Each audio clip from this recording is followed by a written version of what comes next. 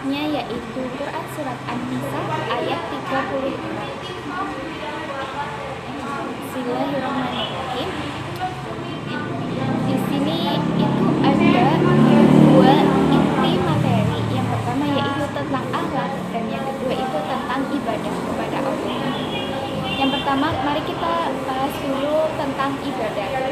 Di mana surat An-Nisa ini di awal suratnya yang berbunyi wa'budullaha wa la tusyriku bihi syai'an, yang artinya dan sembahlah Allah dan janganlah kamu mempersekutukannya dengan sesuatu apapun. Di awal surat ini menjelaskan tentang ibadah yang harus dilakukan oleh umat Islam, yaitu menyembah Allah dengan tulus dan tidak mempersekutukannya. Kita itu hanya diperbolehkan untuk mengharapkan segala sesuatu itu hanya kepada Allah. Ayat ini menegaskan bahwa hanya Allah yang berhak disembah dan tidak ada sekutu baginya dalam hal peribadahan dan ketuhanan. Pentingnya tauhid atau mengesahkan Allah sebagai satu-satunya yang layak disembah. Maksudnya tauhid itu memastikan bahwa semua ibadah seperti sholat, zakat, puasa, dan lain sebagainya itu hanya ditunjukkan kepada Allah dan tidak kepada makhluk lain. Ini adalah bentuk pengabdian yang sejati dan murni. Untuk contohnya yaitu pada saat kita akan mengerjakan sholat. Ketika kita akan mengerjakan sholat, di situ misalnya hanya tersisa 4 orang. Kita lalu ada orang-orang yang lain. Pada saat itu kita akan mengerjakan sholat munfarid. Kita pada saat itu ada seseorang yang ingin mengerjakan sholat, di mana dia itu memang mempunyai niat mengerjakan sholat, tetapi dia itu juga mempunyai niat agar sholatnya itu dilihat oleh orang lain, di mana berarti dia itu mempunyai tujuan bukan hanya untuk menyembah kepada Allah, tetapi agar dipuji oleh orang lain. Itu adalah bentuk pengabdian yang tidak murni atau mempunyai niat lain selain mengabdi kepada Allah. Allah menyuruh kita supaya beribadah kepadanya karena dialah yang menciptakan dan memberi kita nikmat kepada makhluknya sepanjang masa dan keadaan. Dari sejak kita kecil sampai sekarang, kita itu sudah diberikan beribu-ribu nikmat.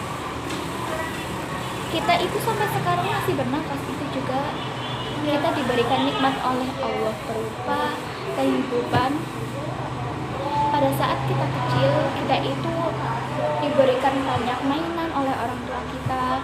Itu merupakan salah satu nikmat, yaitu berupa nikmat rezeki, di mana Allah itu memberikan rezeki kepada keluarga atau orang tua kita. Lalu kita itu diberikan mainan itu, maka itu juga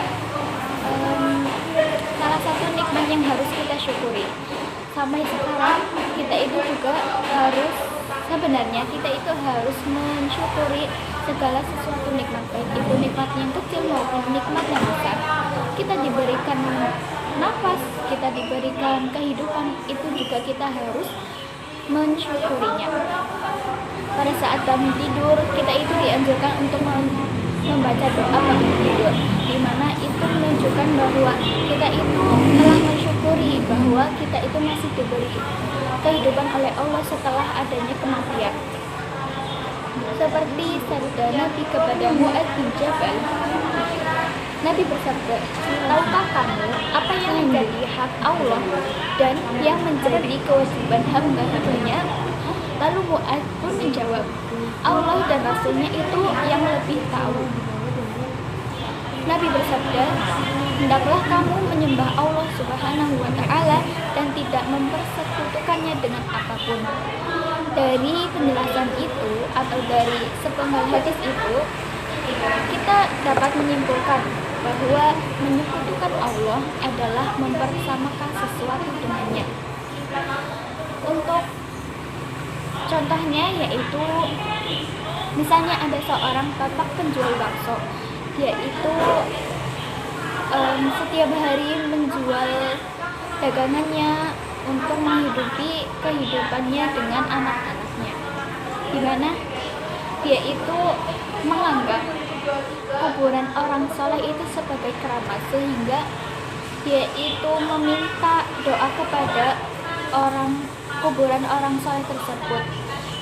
Secara tidak langsung kita itu menyekutukan Allah,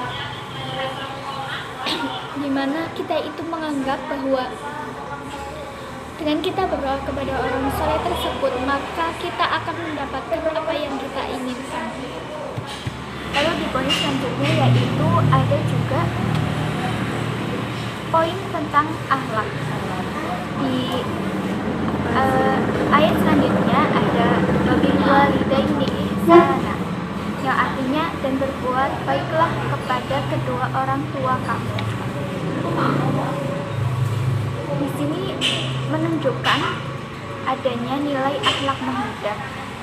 Akhlak muda adalah akhlak yang terpuji.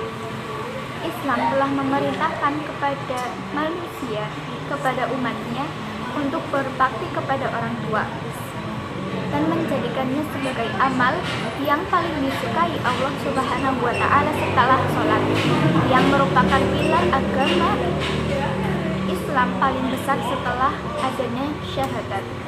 Firman Allah yaitu wabil walidaini ihsana, setelah memerintahkan beribadah kepada Allah dan tidak menyekutukan Allah, maka perintah yang kedua yaitu berbuat baiklah kepada ibu dan bapak kalian dengan berlaku hormat dan khidmat serta cinta dan kasih kepada orang tua kita. Sebab dengan perantara ibu dan bapak, Allah telah memberi kita nikmat yang besar kepada kita, yaitu memberikan kita kesempatan hidup di dunia ini. Allah pun telah mentakdirkan dan telah meniupkan rasa kasih sayang kepada hati mereka. Jasa mereka tidak akan dapat terbayarkan dengan uang walaupun berapa banyaknya, dan puji mereka juga tidak akan bisa terbayar dengan seberapa pun banyak harta. Orang tua memiliki hak yang harus dihormati dan diperlakukan dengan baik oleh seluruh anaknya. Ini termasuk memberikan kasih sayang, perhatian, dan memenuhi kebutuhan mereka. Kalau orang tua kamu sudah berusia lanjut, lalu kita itu sebagai anak pastinya sudah mempunyai peran selanjutnya, yaitu kita harus mengurus mereka sebaik mungkin seperti mereka mengurus kita pada saat kita kecil. Kalau kita itu disuruh oleh orang tua, misalnya ibu kita menyuruh kita untuk hanya pergi ke warung terdekat, kita itu tidak boleh mengucapkan kata lah atau yang lainnya, karena itu bisa membuat hati mereka sakit. Seperti yang sudah kita tahu, yaitu ridhollahi biridhol walidain, di mana ridho Allah itu tergantung ridho orang tua. Apabila orang tua kita itu tidak ridho, maka Allah juga akan tidak ridho terhadap apa yang kita lakukan. Lalu bagaimana cara kita berbakti kepada kedua orang tua kita apabila salah satunya itu sudah meninggal ataupun dua-duanya? Apakah sudah cukup kita berbakti kepada mereka pada saat mereka hidup saja? Tentu jawabannya tidak, karena setelah orang tua kita tidak ada, kita itu harus selalu berbakti kepada mereka sebagai ucapan terima kasih karena mereka sudah memberikan kita kehidupan yang layak. Cukup sekian dari saya, kurang lebihnya mohon maaf. Apabila ada kurang penjelasan ataupun yang lainnya mohon dimaafkan. Cukup sekian dari saya. Wassalamualaikum warahmatullahi